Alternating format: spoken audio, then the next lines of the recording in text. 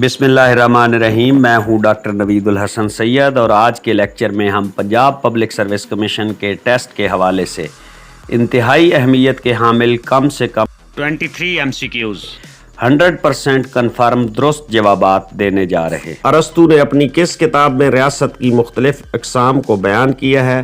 The name of the book is Politics۔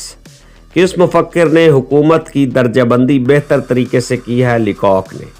جمہوریت کی یہ تعریف کس نے کی ہے؟ عوام کی حکومت، عوام کے لیے اور عوام کے ذریعے۔ سابق امریکی صدر ابراہم لنکن نے جمہوریت کی یہ تعریف کی ہے۔ عدم استحکام اور جمود کی حوصلہ افزائی کرتی ہیں۔ سیاسی جماعتیں عدم استحکام اور جمود کی حوصلہ افزائی کرتی ہیں۔ یہ نظام حکومت غیر یقینی ہے۔ آمریت۔ اس نظام میں ضروری نہیں کہ آئین تحریری اور استوار ہو۔ وحدانی نظام حکومت میں ضروری نہیں ہے کہ آئین تحریری اور ریجڈ ہو۔ سوئٹزرلینڈ میں وفاقی اکائی کو کس نام سے پکارا جاتا ہے؟ کینٹن۔ امریکہ میں کون سا نظام حکومت رائج ہے؟ وفاقی نظام حکومت۔ پارلیمانی طرز حکومت میں کس کو بہت اہم حیثیت حاصل ہوتی ہے؟ وزیر اعظم کو۔ کس طرز حکومت میں حکومت کے 3 شعبے ایک دوسرے سے آزاد ہوتے ہیں، یعنی سپریشن آف پاور ہوتی ہے؟ صدارتی نظام حکومت۔ کس کا سب سے اہم بنیادی اور اولین فرض قانون سازی ہے؟ مقننہ یعنی لیجسلیچر کو۔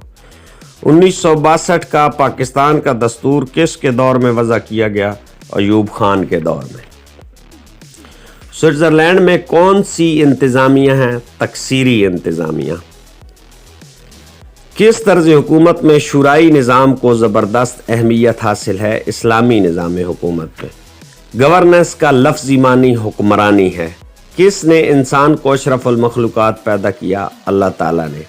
نیکسٹ کوشچن ہے جی، انگلش زبان کا لفظ لا قدیم لفظ لیگ سے نکلا ہے۔ لیگ کس زبان کا لفظ ہے؟ تو آنسر ہے جی جرمن زبان۔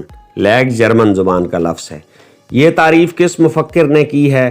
قانون ظاہری افعال کا وہ عام قاعدہ ہے جسے سیاسی مقتدر اعلیٰ نے وضع کیا ہے، پروفیسر ہالینڈ نے۔ قانون کے حوالے سے غیر ضروری ماخذ کی نشاندہی کیجیے۔ تقسیم اختیارات۔ قانون سازی کا کام کون سر انجام دیتا ہے؟ مقننہ لیجسلیچر۔ آرڈیننس کون جاری کرتا ہے؟ سربراہ مملکت۔ اسلامی قانون کے ماخذوں میں کون سا ماخذ بنیادی ہے؟ قرآن مجید۔ جدید تصور آزادی کے مطابق آزادی کے کتنے پہلو ہیں؟ 2 پہلو ہیں، منفی پہلو اور مثبت پہلو۔